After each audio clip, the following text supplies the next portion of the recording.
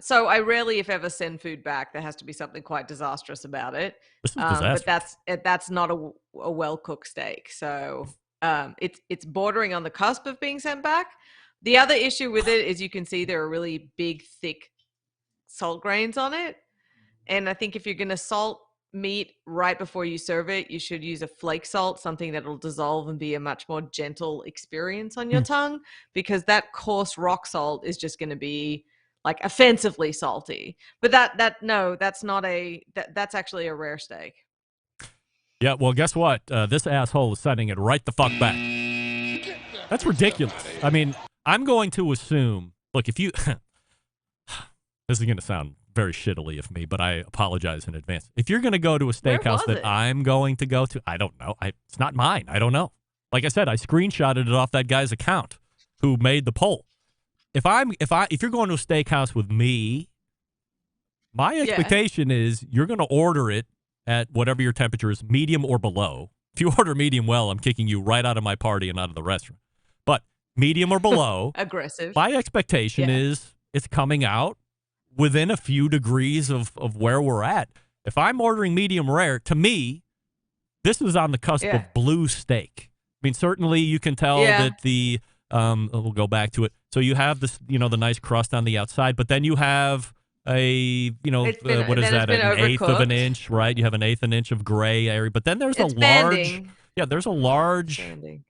raw area. I mean, it's Yeah. not technically blue, but it's way more blue than rare, and No, it's but also judging by the continental parsley in the background, that gives you big like context clues that this is not a great steakhouse. Do you know what I'm hmm, saying? When's the last time you saw that parsley on a plate never, like not to the that? steakhouses I go to. Right. That's because you have great Class, taste. that's right. Yeah. It's By the way, it's that pinky. Yeah. Jeff Ruby's, I'm coming for you on Friday. Columbus. Whoop, whoop. Hey. So be on the lookout for that. You recently did a social post showing how to make beef tallow. So for those Mm. who won't go watch the video and are tuned in tonight, catching it on the pod later, perhaps, can you give us instructions on, I guess, how you would want to collect to start that I don't know process, that and I then what actually the want process to, is? Greg. You don't? I don't know that I'm not sure that I want to encourage people not to go and watch my videos after this, but which is how you introduced it. But let's err on the side of caution here, and let's give you the benefit of the doubt.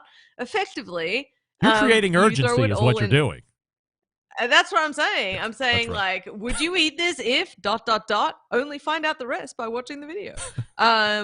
It's just a very slow cooking process. You can do it in a slow cooker. You can do it in a saucepan. You start with a little bit of water to stop it burning. This water burns off or boils off before the tallow is ready, and then you jar it. It's really, really, really, really offensively simple, to be Mm. honest with you. But then I came up with this. Well, I actually saw someone else, my friend Jared Standing. He's got a butcher shop in LA. He was posting on his stories about these little grizzly bears. So he put the tallow into gummy bear molds and made these tiny little gummy What bears, was he except they were talking beef about? tallow. He called them grizzly bears because they're Got it. grease Got it. Got it. bears, Got it. Okay. but they're I got it. grizzly, but I they're got not. it. But they actually make for great portion control. So you can like grab a handful of grizzly bears and throw them into a pan before you Yeah. sear a steak. All right. So yeah. So just if you're trimming off your briskets, you just save all the fat that you're trimming off, and then you can just make it. Yeah, Do you need to collect 8 pounds first before it's worth your while, or doesn't matter?